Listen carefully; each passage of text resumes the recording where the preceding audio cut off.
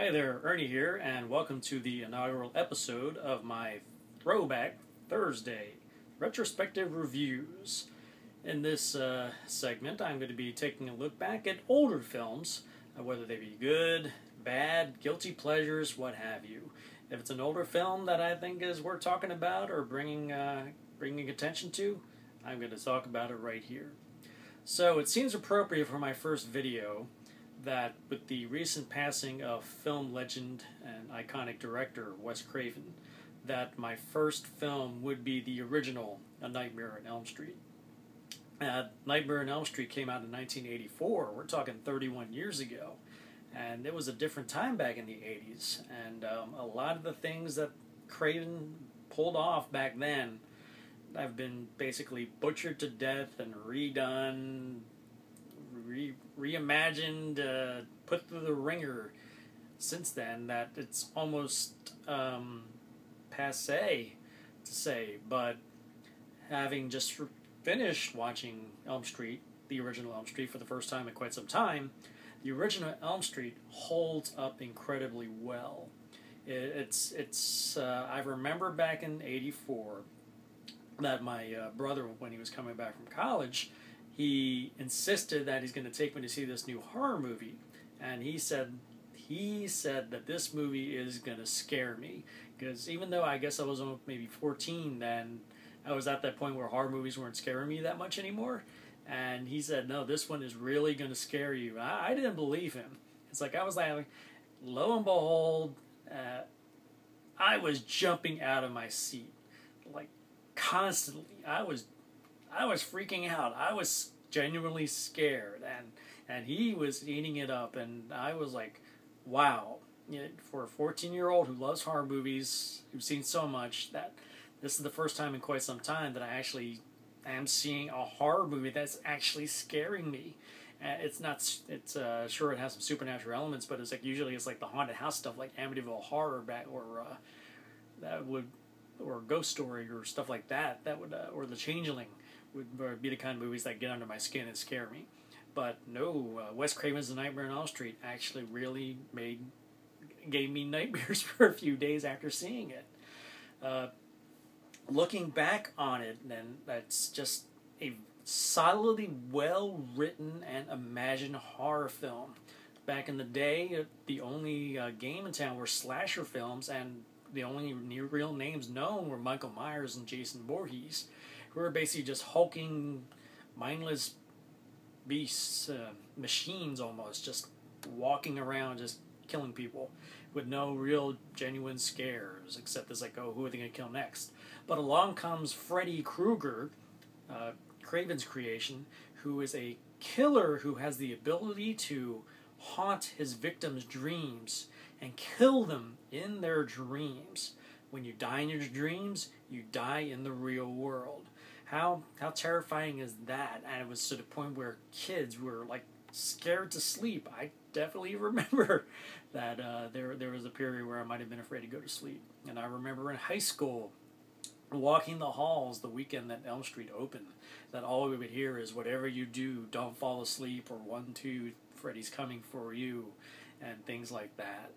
But Craven really tapped into a really psychological, deep-seated fear that we have no control over what happens in our dreams. That it's like it's a really terrifying concept, and he exploits it to the hilt in a tightly written, well-paced horror film that gets you from the moment it starts to the moment it ends.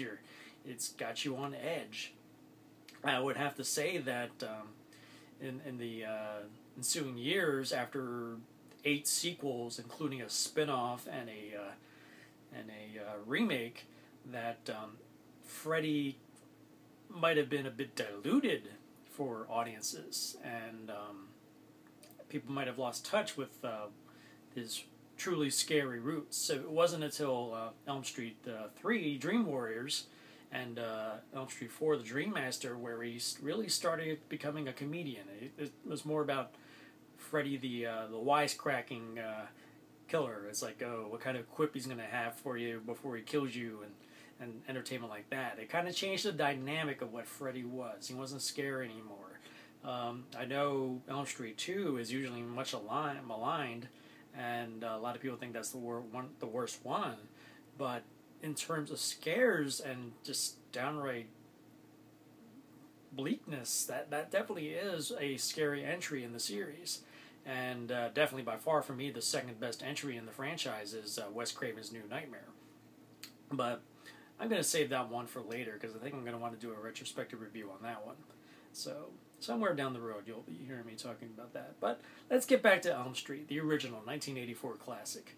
As I mentioned, it's a tightly woven, genuinely scary, jump out of your seat horror film featuring some solid acting from some young actors like Heather Langenkamp, Amanda Wyss, and some dude we never heard of back then named Johnny Depp. It's like, ooh, pretty boy, and look what he's become.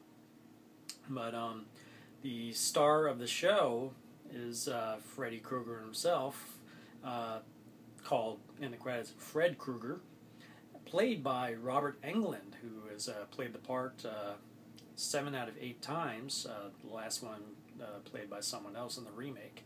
But back in the day in '84, people were shocked and amazed and stunned that it's Robert Englund who's embodying this psychopathic dream killer, because audiences then knew Robert Englund as Willie, the friendly alien from V, the series, which was a big hit TV series, miniseries, and TV show back in the '80s, and it's like it's Willie. How can it be Willie who's going around killing people? It's almost like saying it's like Michael Jackson running around killing kids. Okay, that might have been a bad example, but yeah, something like that. But Nightmare on Elm Street is a classic. If you've never seen A Nightmare on Elm Street, definitely stop listening to me right now and just. It's on Netflix streaming right now. It's on Amazon streaming in HD, or you can buy the compilation on Blu-ray. But definitely you want to go out of your way to see that one, because it really shows you how a master like Wes Craven really knows how to turn the screws to his audience and really, really unnerve them. He really, for me, it's probably going to be an unpopular thing to say, but while I enjoyed all of his films between Elm Street 1 and Scream 1, they just weren't as impactful as Scream, the first Scream, or the original Elm Street. And it wasn't until probably Scream 1 where I was really enjoying myself, where I'm getting generally like scared, jumping out of my seat, and having a lot of fun. But Nightmare on Elm Street 1984 is a horror classic. It is one of the best slasher movies ever made. For last generation or so, it's probably one of the best horror films ever made. Back in the day, I gave that film a 10 out of 10, and it still works, and it's still solid 10 out of 10 film to this day. It's even after seeing so many countless imitators since then, the original still has its power. You just watch it again, you're just drawn into the acting, drawn into the story, just drawn into the craft that is Wes Craven's work. So, there you have it. Throwback Thursday. Nightmare on Elm Street, 1984. A 10 out of 10 horror movie. It's not something you're going to hear from me much at all, especially since then. So, until next time, whatever you do.